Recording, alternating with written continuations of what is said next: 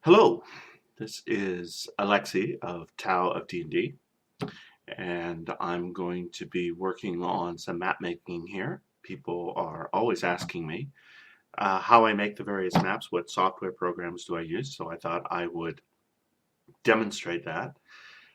People, I imagine, are going to be bored out of their minds watching some of this. Some people are. There's a few people who, like me, are going to be appreciating it, but I thought I would get down into the details of what I do. And it was an opportunity, I think, to show the hex generation program in action. So I thought that was something that some people would find very useful. Now, people looking at this will may be familiar with a typical map of my world. This is what I've been working on recently. This is the area of the Danube mouth, this long river flowing down here. This is the Danube. It has the delta that's down here in Dobruja. And we're going to be working on an area that is down here. Now, this program is Publisher. It is produced by Microsoft Office, and it is available. And I promise you that you will not be sorry for working on it. All of these things have been created by me off a blank page. These hexes and so on are all created. I'll just grab one of these hexes, and here it says bring to the front, and I'll bring it to the front, and you can see that there's the hex. If I delete it, then it gets rid of the hex entirely. We can bring it back, we can put it to the back again, and you'll see that I can color the hex differently, which is of a tremendous value.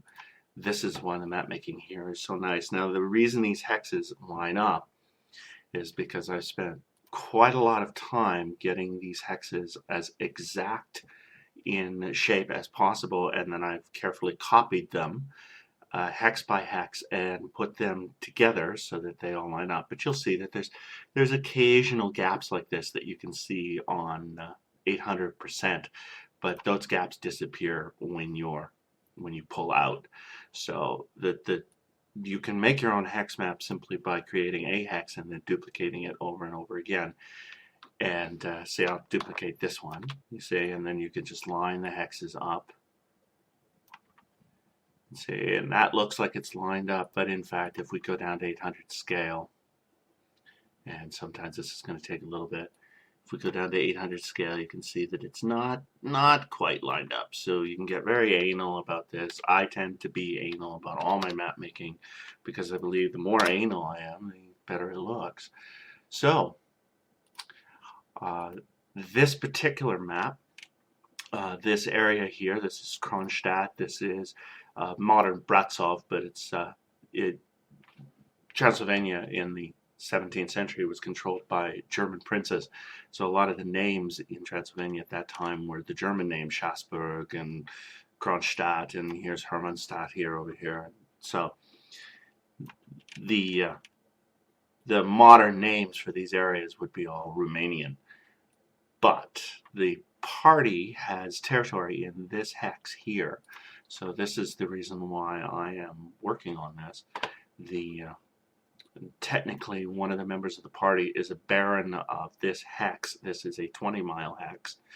And as you can see, I have no information for it. I can pull information up on, if I want to, I can pull information up on Google Earth.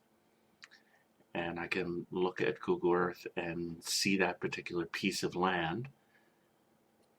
In this particular, if I go back to this particular, oh, that's the wrong button. I'm going to do that a lot because I'm not used to doing this. So anyway, you can see this particular area is pretty blank.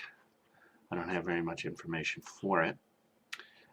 North on this map is actually in that direction at the top of the line there. So because this map is turned 60 degrees, I've explained that in other places in my blog. I'm not going to go into that right now. But if I come down here and we come down to this corner of the mountains here in Romania, Then there's Bratsov, which is Kronstadt. There's Sant Georgia, which is, of course, now the Romanian name. And the provinces, or the party's land, is this area in here. So it gives you an area, it gives you an idea, of course, but this is also 400 years later than the party would be experiencing it. So all of this farmland and so on is undeveloped in the 17th century. At least it is in my world. I've several times said my world is not like the real world. So I've chosen the name Kovasna rather than Targu Sekuask because I know that the party can pronounce Kovasna easier. So you'll see this Kovasna come up later in just a minute. But let's close Google. So here's this, and the idea is to expand this out so that it means something. And I've been working on that. And if I come over here, here's the party's territory now, and I can come in and expand this very same area out. And now, with the new hex generator, which I will be showing you in a minute, with the new hex generator, you can see that here's Kronstadt, and these are now 2-mile hexes. These are much smaller, a little bit larger than 2 miles, as I explained in the blog post a little while ago. So Kronstadt occupies most of the hex. Here's St. Jordan. Here's a couple of towns that I created on the hex generator. Here's Kovasna, which is where the party is. And this designation here, village, this indicates that this particular village is a farm village. There's no industry here, there's no guilds here. Most of the population simply, they go out and they farm the fields every day, so they walk away from the village, and there are a lot of villages of that variety that are in my world that are not in any way guild villages. Now, just by chance, I rolled for the party. They're very happy about this. I happen to roll a gold mine for the party on my system, which is just thrilling the heck out of it. I rolled a mine, as I demonstrated here. If I'll come over here on this side of the map, you can see here's type 6.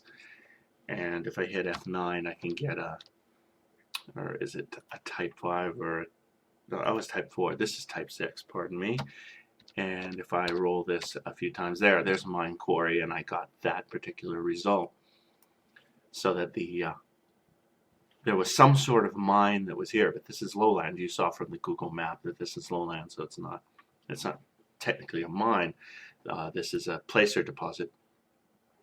So I went to this other file that I have to find out what the mine was. Now this, and I'll expand that, this is my source document. This tells everything that is made, that I have references for, that is everywhere in the world, and you can see that there are a vast number of different possible things that exist that I have references for. You can see how many of those there are, and you can see all the places. If I pan down the side here, you can see all the places that I have calculated the references for, and every time that something like, say, the Fergana Basin, which is in Uzbekistan, has a little 1 here, it means I have one reference for mithril in Uzbekistan. And Kyrgyzia here, you see it has one reference for antimony, and it has a reference for copper and for gold and so on. So I have all these areas which are designated, and as you can see from the top, or from the side here are the references. These 3 here are added to make that 35, so that's the Tsaritsyn zone, the market zone, with these 3 areas in Tsaritsyn that are producing. And this is a little bit more flexible than it appears. And you'll see that I have in total quite, yeah, see, it's difficult to, on this particular file, I don't have the totals references listed. I have that reference on another file. but trust me, it's like 13,000 total references for varying different products of every variety that you could want.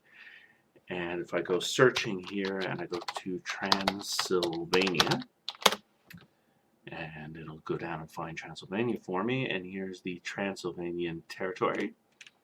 You see Kronstadt is listed here. There's no, now these are the mine things, these are the mineral products, both the metals and the building stone here, and guano, kaolin, which is used to make porcelain, and so on. So these are the metals here, of course. Now there's none for Kronstadt, but the Transylvanian Principate entirely has those here. So you can see there's antimony, there's chromium, there's 3 gold, there's 2 lead, there's 1 silver. So when I rolled up randomly to find out what that particular wash was, it had to be gold. It turned out that it was gold. So the party's very happy about that because that's a lot of money. So anyway, I'm not used to talking this much. I'm going to take a pause now and then and drink. The amount of time that it took to do this, to make this particular file, is the reason why it is so large. I mean, obviously it wasn't this big immediately. It took quite a lot of time to build this up. I built it up over a period of about, well, I'd say it started about 1998. So this is built up over a period of about 14 years. It went through several different, shall we say, designs, okay, as time went on, in order to make sure that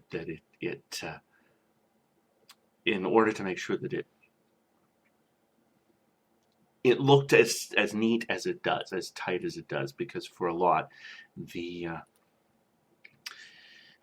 as I added more features to it and more elements and more references to it, it got more and more complicated and it was more difficult to manage. So for several times I had to redesign how all of this worked together, and this is the neatest, tightest, cleanest document I've been able to make from this. So this is 15 years work. So this isn't something you're going to put together yourself if you were ever doing this. If you've been following some of the things I've said about trade, and you've been working on it for maybe 6 months or 8 months, and it's not finished yet, then you've got to realize that I'm insane, and I spent a lot of time working on this, and that's why it is as extensive and complete as it is. And it gives me the opportunity to randomly generate this mine, and it gives me this opportunity to say, well, it's gold, and there's nothing I can do about it. I don't get to choose it.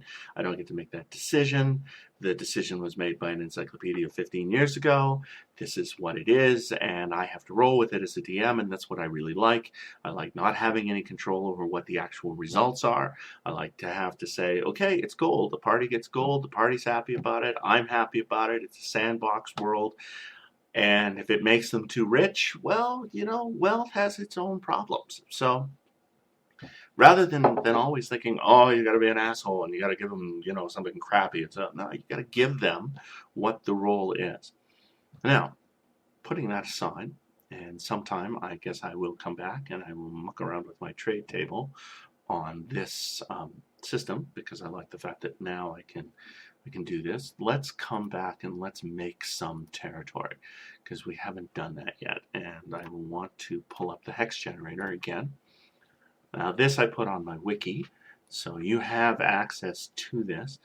I'm going to be constantly upgrading this, because eventually I would like to have it so that it would say more than just that it's a mine, but that it would have other features and so on. But that I've been working on, and it's a little difficult to nail down, and I want to keep this as simple as possible today.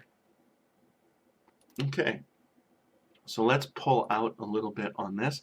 Now you'll notice that there are little happy faces on this map, which I'm sure look cute and silly and fun, but I assure you that the reason they're there is because I needed a symbol that couldn't possibly be mistaken for anything else. And they're nothing but markers, so they're just convenient markers that don't conceivably mean anything. Now we're going to take this kind of template here. It's just really a guide. We're going to copy it. And if you learn how to use Publisher, you'll get to recognize that. I'm not going to sit here and spend a lot of time explaining how to use Publisher. You can do this on paper, or you can get some sort of a Publisher. You can start to train yourself on how to use Publisher. I started again using Publisher when I got my first real serious computer, coincidentally, well, not really coincidentally, in 1998, which is when I started working on a lot of things out of the old Microsoft or Macintosh Word program that I was using a long time ago, back in the 90s. When I got my Pentium in 98, things got really exciting for me. So this is all grouped. I'm going to ungroup that, and then where these match up, I'm going to delete those. Oh, I don't want to delete that. I want to delete those extra faces so that, now here's our 7 little squares. These are the groups. This one is these 7 hexes in this group, and these are these 7 hexes in this group. And you will notice that, well, I'll get on to that, but you'll notice that these 6 hexes don't have a group, and neither do those 6 hexes. So there's something special that I do for those that I will be showing you. This area in here has this river that's moving through it, and it has this small little stream, brook, that's moving through that. And you can grab these and it will give you little points, and then you can move the creek around so that you can make it whatever shape you want. That's really nice, and it's very pretty. Now, what we're going to do is we're going to come back here and we're going to take this entry level. Now, what we want is the infrastructure total for this hex. Now, I don't mean the little small 7 hexes in the middle. I mean this big whole hex on the outside. Now, this big whole hex, this corresponds on this other map that we were looking at before. This corresponds to that hex here, the one that says that has the elevation of 1437. The creek here, the river here, has a designation of 8 for its width. You'll notice if I come out that I have also, I've tagged the second page here, and I'll just come out and show the whole page. This is the territories, who owns what. This yellow here, this is the Ottoman Empire.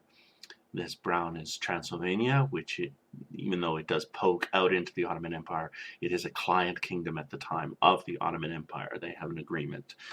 And this green is Poland. Kiev this is the Principate of Kiev. This is a client kingdom of Poland at the time. This area here is what was known as the Zaporizhian Cossacks. This part of the Ukraine, the modern Ukraine, is very poor in agriculture, and so it is more or less controlled by these horsemen who are paid off tribute in order to, keep them under control. But the territory itself isn't worth settling because the farmland is so poor. And this small little extension here, this is Hungary, which is a buffer state between Transylvania and Poland, and more to the west, which is at the top of the map here, it's a buffer state between most of Europe and the Ottoman Empire, but we don't have to worry about that. We are down here in this little hex down here, and I'll just expand that and try to grab that hex. Okay, there we are in that hex.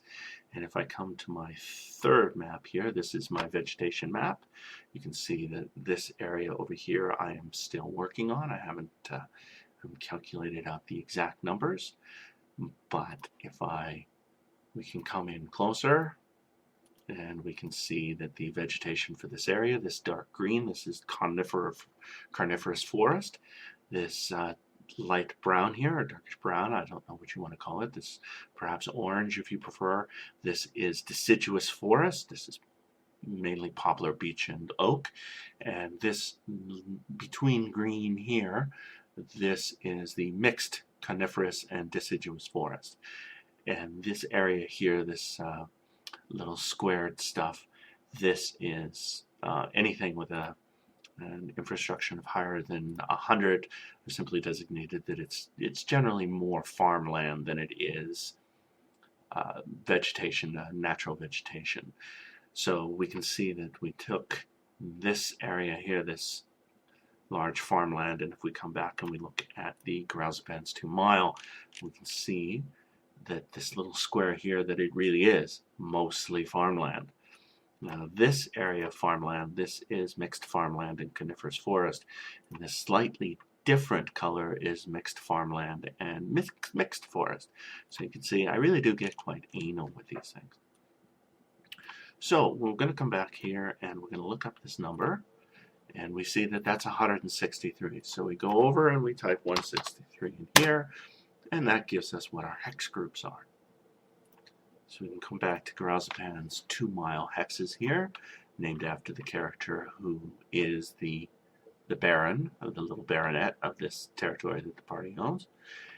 And we can see that there's 2 type 1s, and this tells us that the type 1 is in hex B and the type 1 is in hex C. See, first, second, the first 2 are therefore in B and C. So we can grab this little one here and we can put it there and we can put it there. And you see this group here corresponds to B, and this little group here corresponds to C. So the next group is a type 3, and that's in the middle according to our side map here. And type 4, there are 2 type 4, and that's the 4th here and the 5th there. So this is a type 4, and we can simply change that to a 4. And that is a type 4. And then the 6th one is a type 6, and the last one is a type 7. So that's type 6. And there's a 7 here. We can grab that, and we can make that type 7. Now, we'll just grab one of these little hexes here, and we'll put it there for later on when we're going to calculate that out. And we'll put it there for when we're going to calculate that out, but for the moment we don't have to do that. So these 2 hexes that are 1, you'll notice that on the tab down here there's type 2, there's type 3, there's type 4, but there is no type 1. That is because all of the hexes are considered white. And for the time being we will color them this light yellow, which I've been using, for just to note it until we put in the pattern that's pretty. So we'll just color those 1, and it tells us that there's, and we use the same thing as the 2, so it tells us that there is a town in both of those. So we can go down here and we can grab, here's our town, and the town covers territory. We can go here to where it says more lines. It says apply settings to new shapes. We can grab that. And now we have 7 hexes that the town might be in. So let's just hit F9 and see where it says first here. We'll put the town in hex D. That would correspond to this one right here. Now the area of the hex is 2 miles across, so that makes it about 3 acres in size. This little scribble is what we want to grab. We don't want to make the town 3 acres, so we want to make it smaller than 3 acres. But we want to make it a little bit bigger, and we want to put it in odd shape so that it doesn't look like every other town. And then we'll do this again for the other hex. And now we see it's in hex E, so that's this one, so it's conveniently on the big road. We wanted to grab the scribble, so we'll put it on the road, and there it is. So we have our 2 hot towns, and later we'll come and we'll find a map and some such, or take something that's from the region, and we'll call them. See, I named this one Risnov. I called that one Sakel. So we will come back and we will give them names later on. We don't have to do that now. We'll just designate these as towns. You'll notice I'm calling this one a town and not a guild town. That's because this is made by the generator. And see, St. Jordan here is a guild town. Kronstadt is a guild city. These are just little, these are areas of about 1,000 people that are, again, agricultural towns. Most of the people who live here or dwell here are agricultural workers. There's, without question, there's some sort of a manor house here that's managing this entire hex. so that there's some lord of this particular manor. Any town always has a lord. Because it's a town, we want to put a road in it. Towns get roads, so again we want to grab this particular road here. Now this is like a cobbled road. It's this red one here is a major thoroughfare, which means it's made out of stone and it's maintained. This one over here is a cobbled road, which means it's what we would consider a really crummy road, a really crummy highway. But it's not graveled, it's cobbles poured on the ground and then ground earth and clay poured on top of the cobbles, and then that just sort of settles out with time. So we're just going to go grab our more lines again so that this applies to new settings, and then when we come to the line this time we're going to grab the curve because it makes a nice shape. Every time we hit the button it makes a curve. Isn't that pretty? And then we're going to send that to the back. We don't want it to be in front of the hexes, so grab all the hexes, we'll send it to the back, and so it's behind the two towns, and now you can see that it comes into the town. Now, we can move this little designation here so that it's nice and convenient. And that's more or less all we need for the time being for these two groups. So let's go back. We know that this one is a group 3, so we're going to go to type 3 over here. And I know it's randomly generated here, but I always make myself hit F9 when I go to a new page. So there's F9, so that's going to tell us. We're going to grab that and expand our little note. So this will tell us that there are freeholder towns that are in this hex, except that they might be Vizier's land, right? 1 to 4 secular stakeholders, and 5 to 6 is Vizier's land. Now, that says it because I was operating the Ottoman Empire, but I'm not doing the Ottoman Empire right now. Oh, I'm just going to grab some dice and I'll be right back.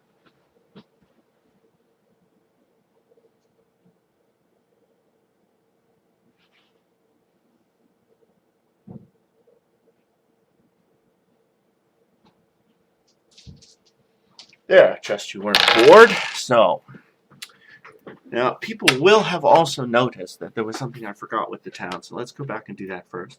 You will notice it says if a town, that there's a 30% chance of citadel. So you're going to hear me roll some dice. So there's a 1 in 3 chance that there's a citadel in the first town. And there isn't. And there's a 1 to 3 chance that there's a citadel in the second town. And there isn't. So we can go back to our freeholders, and we'll roll a 6-sided dice for that. That'll tell us whether or not. Now, it wouldn't be Vizier's land, it would be King's land, because this is Transylvania, but as it happens, they are freeholder towns.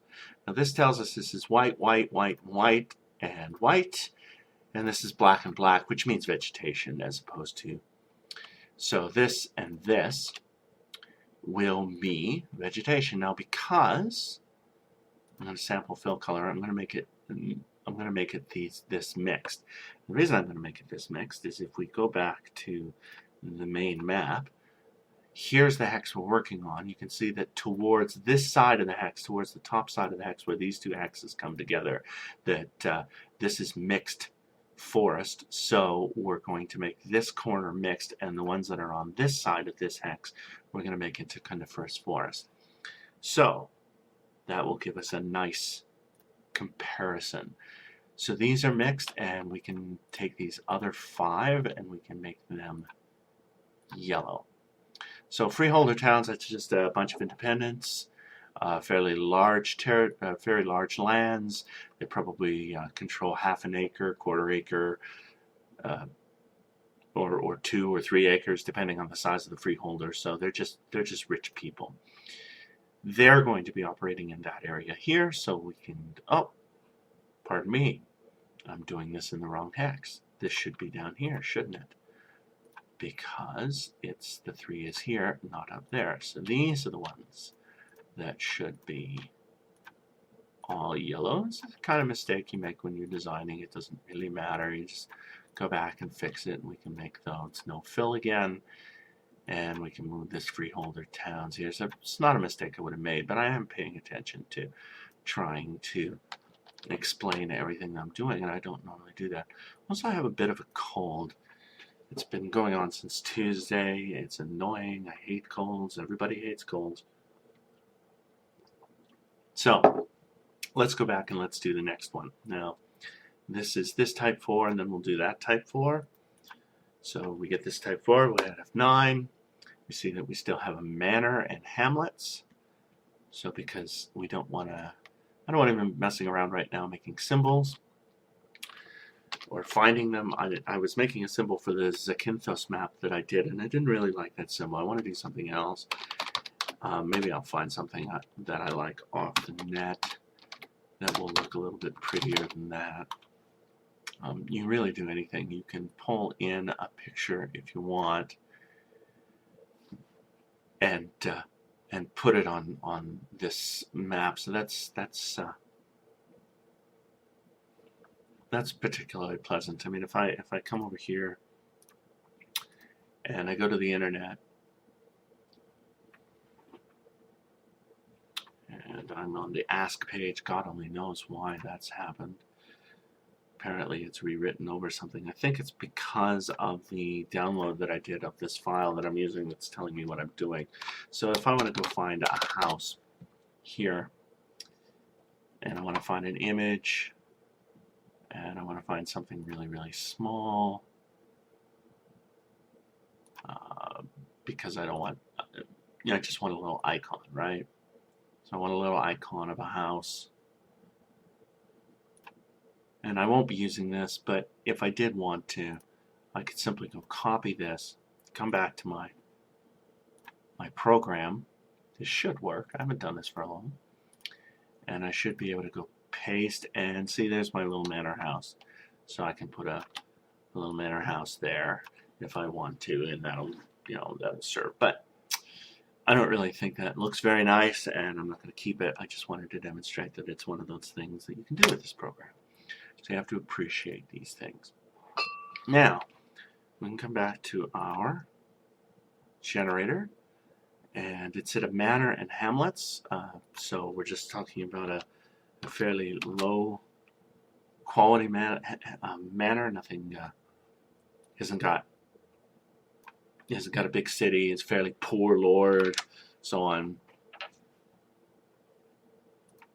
No major developments, no industry or anything like that. And again, we can see black, and black is there's our vegetation. And we can make these all yellow. Now we can go down here and we can roll up this other one, and we'll get a manor and a keep.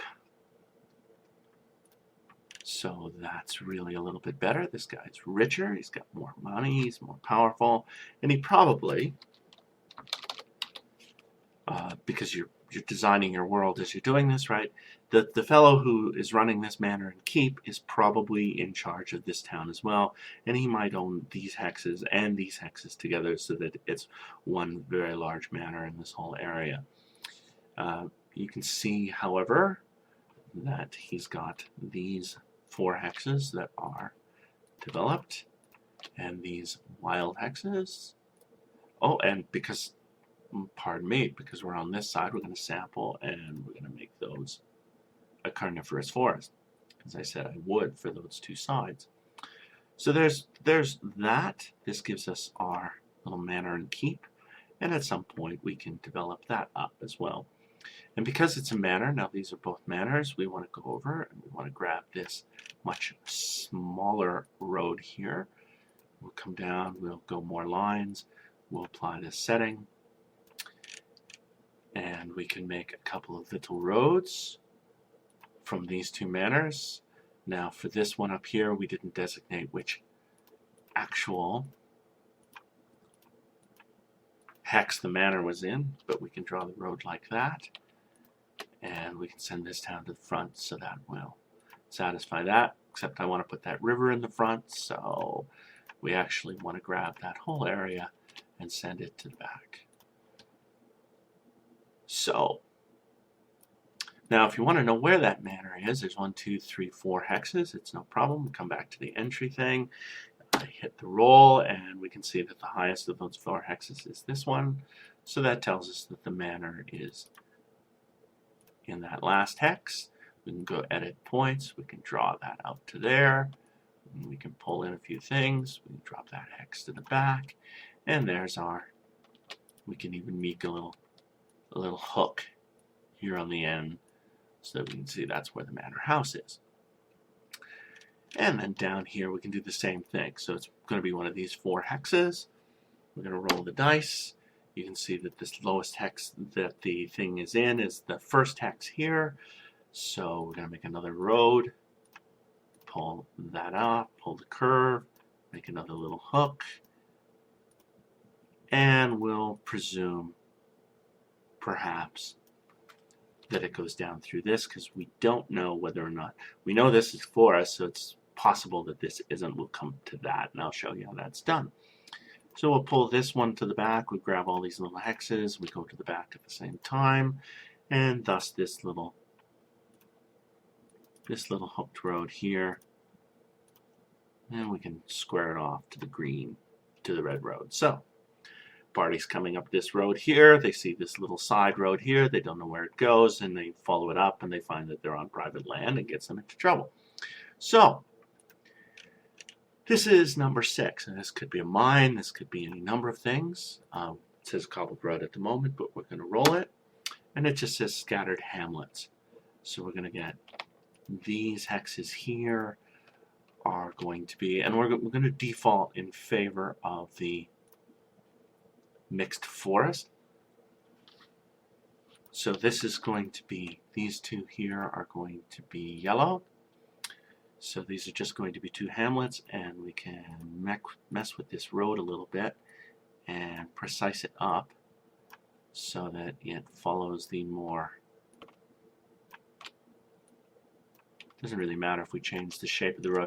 The actual placement of that road, remember, is from my original map back here when I originally drew this road here ages ago, never knowing I would be doing this hex map. So that road is already designated, and the existence of this road is because this is the shortest distance between Kronstadt, which is a trade city, and Hermannstadt, which is a trade city, and also Newmarket and all these other ones which are trade cities. Here's Klausenburg up here, which would be oh, I've forgotten, I believe that's Cluj in modern Transylvania. Anyway, that's the capital. That's where the king is, or the Grand Duke. I believe it's Grand Duke. Principate? Didn't we see Principate earlier when we were looking at the source document? I think it's a Principate. So many details. You have to write it down. You have to look at it, because I mean, I know, yes, your kingdom, your territory, you know it was the Principate, but I have all of these lands and all of these territories, and right now the party isn't even here. They're somewhere off doing this completely other adventure, and I don't remember all of these things, so I write them down. But at any rate, yes, I believe it is a Principate. So we won't waste time and go look it up. We've already wasted time talking about it. Let's go back to Garalzapan's land, or rather the environs near Garalzapan's land, because we've already designated these as being controlled by other people, right? So we also leave the 1 and the 4 and so on. This is because later on I intend to have tables that tell me what kind of wilderness this is, or what kind of farmland this is, or what other features might be here. There might be mills here. There might be a school in this town. Probably not, because it's not a guild town. But there might be some sort of a druid that lives in this forest, or more likely this forest, because there's no road in it. I want to have tables that tell me all of those things. I'll be working on those for the next several months. And right now it's sort of kicking my ass because there's so many possibilities for what they are, and I want tables for each individual possible kind of combination. So it's it's difficult because at the moment I'm looking at 60, 70, 80, 200 tables, and I'm trying to cut it down so that it's something that's more manageable. And I don't know, maybe I'll just do 200 tables. That'll have to see. So we come over to 7 here. This is our last group. And we can roll this again. And as you see, it didn't change at all, but I promise I did roll it. And so the one farming hex is the A up there, and these then are all coniferous forests, probably mostly pine trees. So this gives us a sort of a beginning. We kind of see a sort of sense. So we can start removing our little happy faces now. As I did on my things, we have 1, 2, 3, 4 wilderness here, so that will be wilderness, and it will be the same kind of wilderness as the adjacent areas. So we can get rid of the phase. We have 1, 2, 3, 4 farmlands, so that's going to be farmland without any questions, so we can get rid of that phase. This is also going to be farmland, and that is also going to be a forest, the same kind as the ones next to it. So those we don't have to roll. Now this one we have 1, 2, 3 forest, and we have 1, 2, 3 farmland. So there's a 50-50 chance of each. So low is a farmland, and we get a farmland. And we grabbed that by accident. So we make that a farmland. We get rid of that. And we have 1, 2, 3, 4 farmland around that, so that's farmland as well. Now, we also have 4 farmland around that, so we can make that a farmland, because no matter what these 2 hexes are, that's definitely going to be that. And we don't know what that one is or what that one is, because we're going to need those other 2 hexes to tell. We have an extra double there. So to get those, we're going to have to work out, we're going to have to calculate what this hex is. Now the way I do that is because this is sort of a hole in the middle of these 3 here. This hex, and this hex. Our little tiny, if I copy that out, our little tiny hole in the middle is like right there. So the way I do that is I take the average of the 3 hexes that are around it,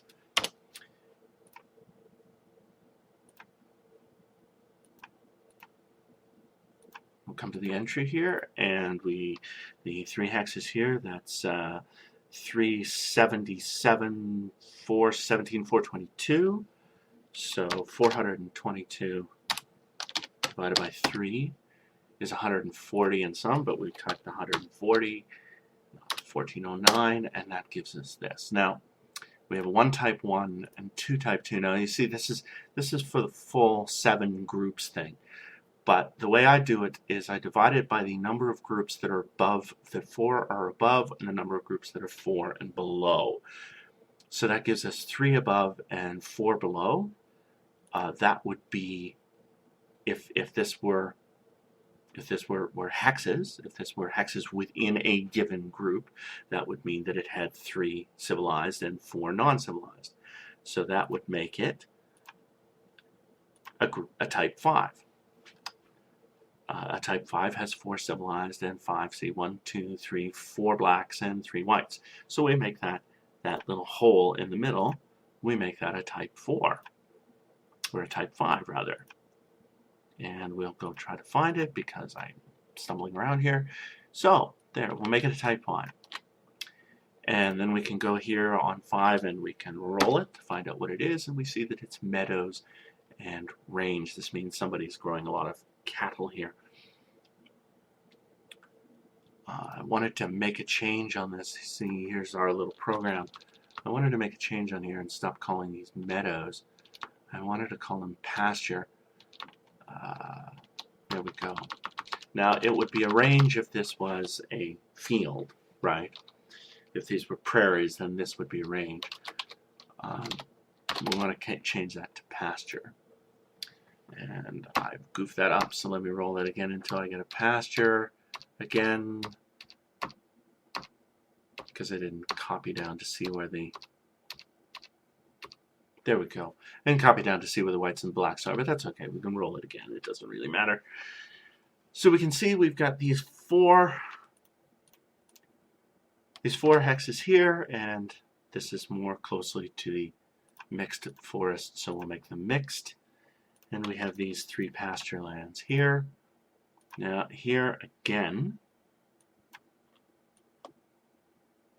they're not range, right? They're pastures, so we can call that. Here again, we can go back to our source document. And we're going to have to refine Pennsylvania again, and it takes a little bit. And we can go down to Kronstadt, and we can see what livestock there are in Kronstadt. And I'll just expand that out. Here's our livestock groups.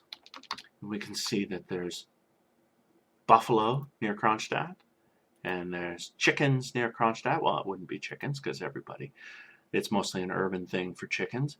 So the farms or the towns near the farms would probably grow a lot of chickens. So there's goats, there's hippogriffs, that's interesting.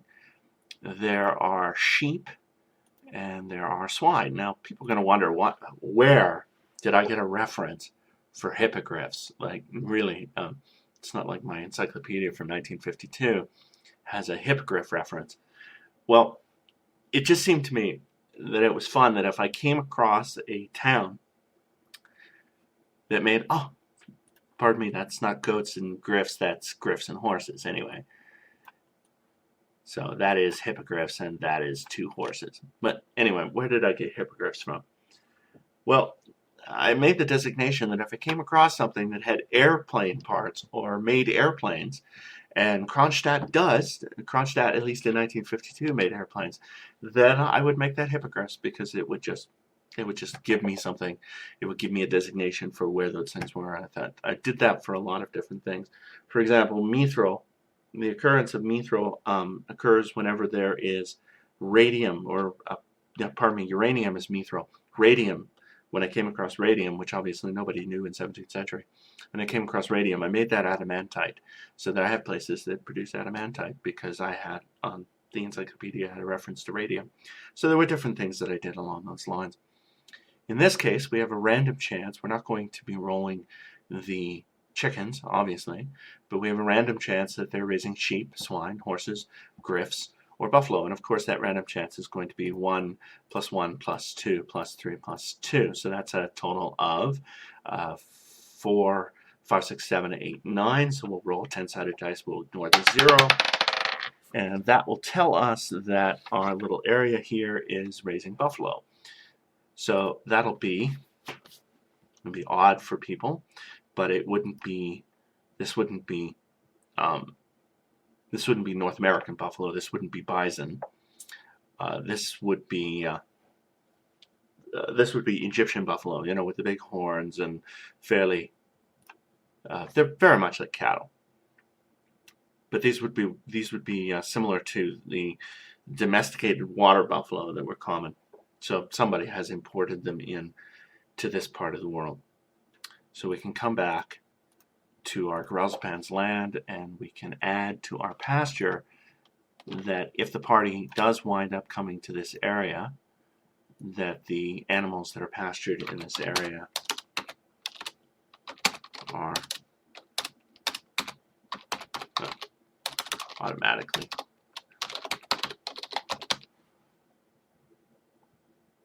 maybe we'll do it like this.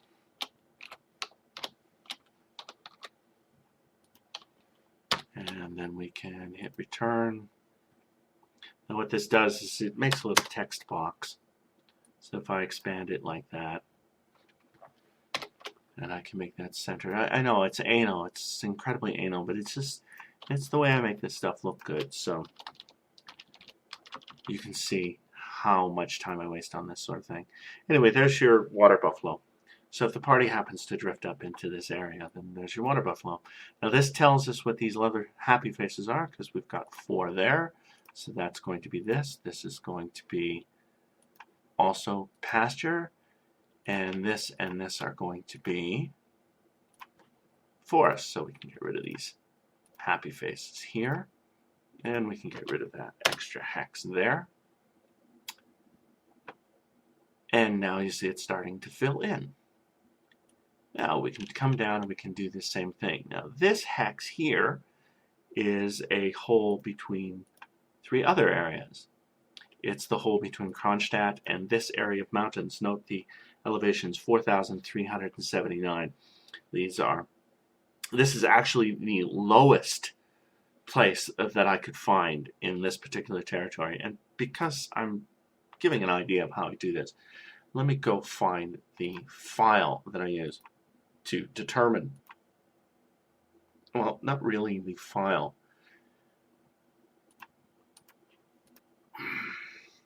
Let me go find somebody's fast. They would have noticed that there's a porn link there. Is there anybody in the world who doesn't have porn? Ah, sorry. Google. So if I go to this file, this person out there who's clearly as crazy as I am, who put together this list of everywhere that is a designation for elevation, and I was enamored. If you go here, you can find all the places that start with, say, B, places that start with BB, and you'll notice that there are three of them here. There's one in Uganda, one in Pakistan, one in Uganda. Gives you your latitude, your longitude, and your elevation, see 36, 38, 64. Now, what I did is I went through and systematically and over time, and let me tell you, it took a long time.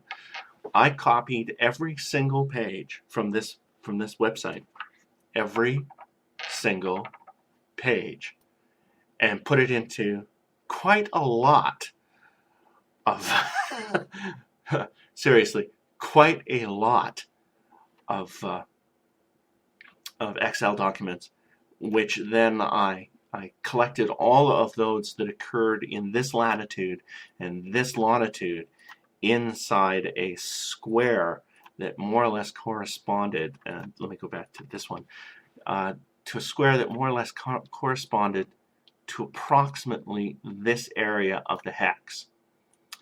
So all of the different latitudes and longitudes that corresponded to that area of the hex, so that there's a designation for here and there's a designation for here.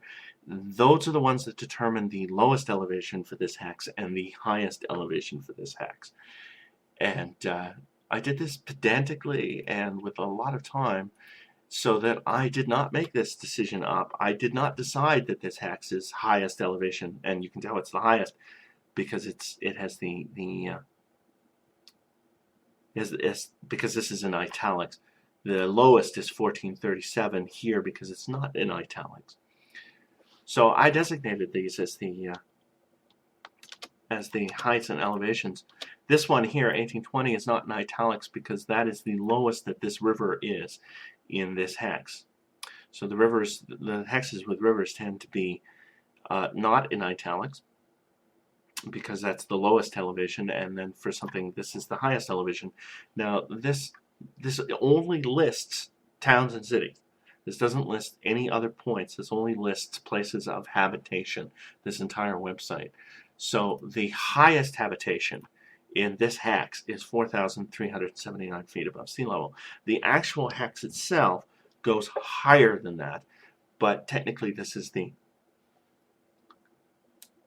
highest population. So I find that this is useful in giving a better sense of what the lowest and highest elevations are for where the people are.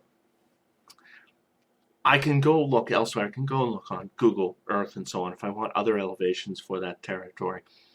But I found that for designating basically where the rivers are and where the valleys are and so on, that this was the best way of doing this. So this took a lot of time to get these exact numbers. All of these numbers, like I said, are not chosen by me.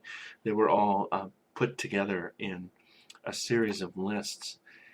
I have another file that I keep that tells me what each of these hexes are. It's a very large group of files that record all of these map rings on an Excel file, but we won't go there for now. Anyway, we can close this down again, or we can minimize this back down to size so that it's not inconvenient. And we can come back to Garalzapan's hex, and we have this hex here that we're also filling in. Now, I was saying, catching up again. Now that hex corresponds to this one and this one and this one. And you'll notice that because this is quite high, there is no infrastructure for this hex.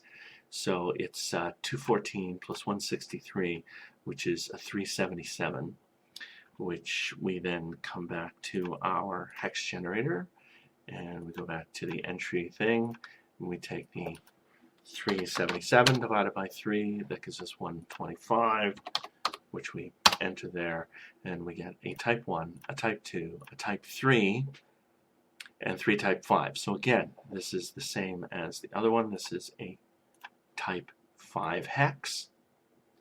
So we put a 5 there, and come down to type 5. It says tollgate, but we roll every time we come to the page, so we roll it, and we have a small village. So this and this and this and this, these are all going to be this forest. Now that hex that I had mentioned that has no infrastructure, that is this big green area here. Now remember, these are only 2 miles across. So this green area is still only 20 miles, but it is quite a large, empty, open area. So we're going to make those 3 areas, and we can come back here to our entry hex and roll, and we see that the village is going to be on the main road here. It's going to be on this one. So again, we can grab this, we can apply that to new settings. We can come here and we can fill it out. I see I'm getting past an hour of talking here, so I'm going to wrap this up soon. Oh, I've grabbed the curve, which is the wrong one, so let's delete that. The scribble's better, I find, for the little towns. So we'll put it on, we'll make it smaller than the towns above. So here's another village, and we can just come and type in village. There, and it's an agricultural village again. So this is going to be, this is half forest. Kronstadt is in a what do you call it, an agricultural hex. Now, because it's Kronstadt, because it's a city of Kronstadt, I'm just going to automatically designate this as farm and not roll it randomly, because I think that's perfectly fair. And we can get rid of that. Oh, we could have gotten rid of that ages ago. We can get rid of that extra hex now. We can see these are 4 farms surrounding that, so we can get rid of that. We can get rid of this extra hex. We can start to get rid of all this extra nonsense. Now these 4 around that make that a forest. So we can get rid of that.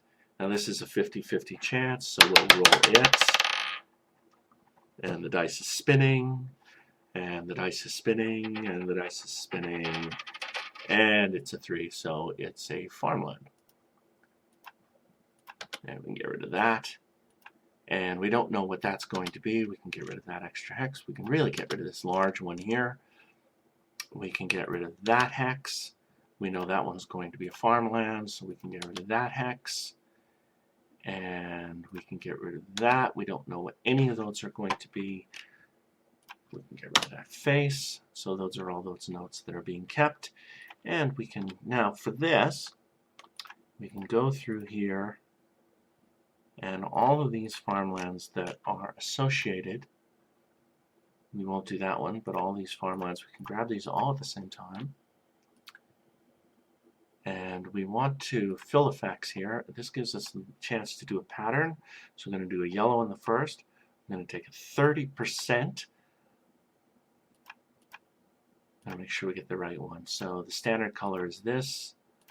And we're going to take a tint of that of 30%, 30% tint. We're going to make that pattern, and that's going to give us our farmland there.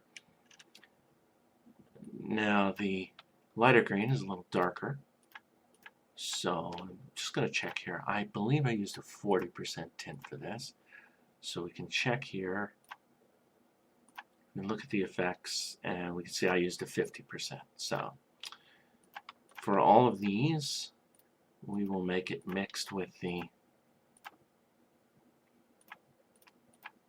because it's farmland mixed with, and I do find it's usually a good idea not to do too much at once because you make a mistake and then you have to go back. So that's that color. See, now I've memorized all of these colors, right? I know which color exactly is used for which. So we wanted a 50% tint, anal, anal, anal, and that makes that. So we want to grab these other ones now, not the river. I want to grab these other ones and finish that off and do that exact same thing again, only now conveniently we're going to have the 50% tint there. And finally, we're going to mix these. Oh, that should have been. I know. I understand. I perfectly understand. It's incredibly anal. Why worry about it? See, I got the wrong pattern there, so I'm going to go back and I'm going to put the right pattern. I tell you, it's an artist thing. It's the sense that the line and everything must be exactly what it must be. The wording must be exactly what the wording must be. It just, overall, it makes the whole process exactly what it needs to be. Because that's, otherwise, you know, if you're not precise, then it looks like shit. And everybody can see that it looks like shit. So there we go. We took that empty hex, and now we have this territory here. If the party were ever to be wandering around here, now remember with the 2 mile hex, with farmland, you can see 2 miles. So if you're on the edge, if you're in the middle of this hex, if you're in this farm, or in this town rather, you can see all around to these other hexes. Like you can see a long way. So, and this bottomland here, all these hexes, these would be flat bottomland in between mountains, these hills over here, which would be these forests, these forest areas, and these mountains on this side, which is what all this forest is. So you would be able to see quite a long way. So if you were up here, if the party was here in this forest, you have to imagine in your mind that not only are you in this forest, but you're also on this hill. So you're looking down into this valley. Anytime that you're in a forest, pretty much you're looking down into the valley. The exception, of course, would be something like this, which is probably a fairly low land, all surrounded by these farms. But it might be a hill. It's up to you. You can designate it however you want when you're playing or you're designing your world. So the idea is that completely randomly, at no time did I make any decisions except, you know, the little things like the shape of the town or whether or not I mean, I made the decision about the hex next to Kronstadt, right?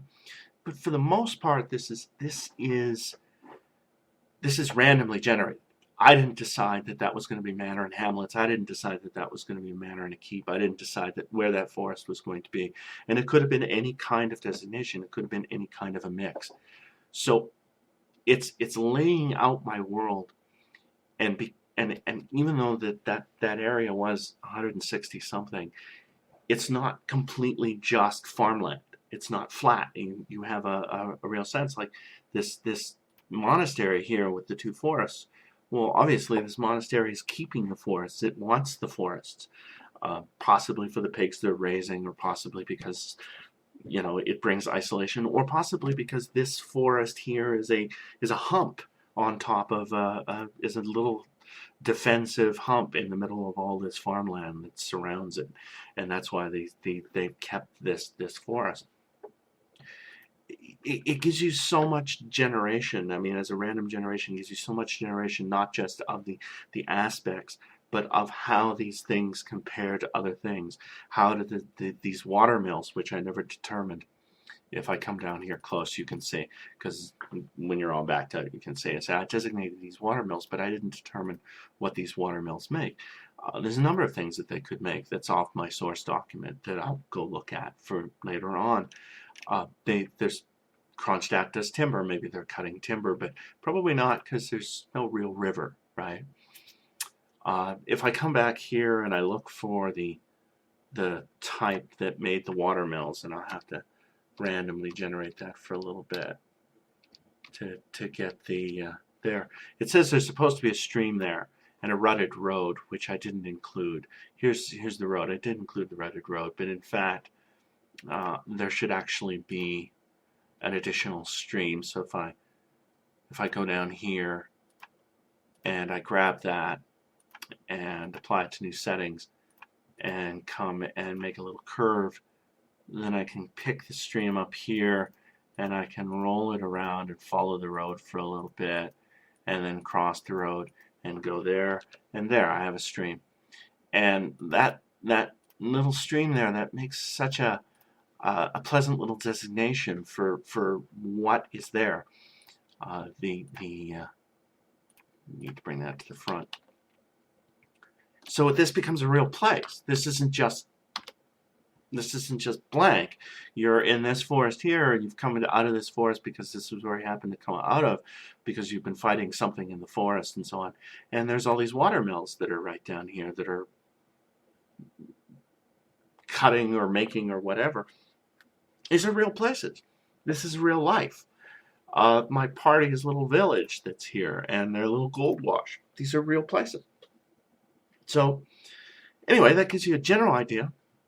I'm going to turn off the video now, but that gives you a general idea of what I do, how I make these maps, and the system, the benefits of this particular game. And thank you, everyone.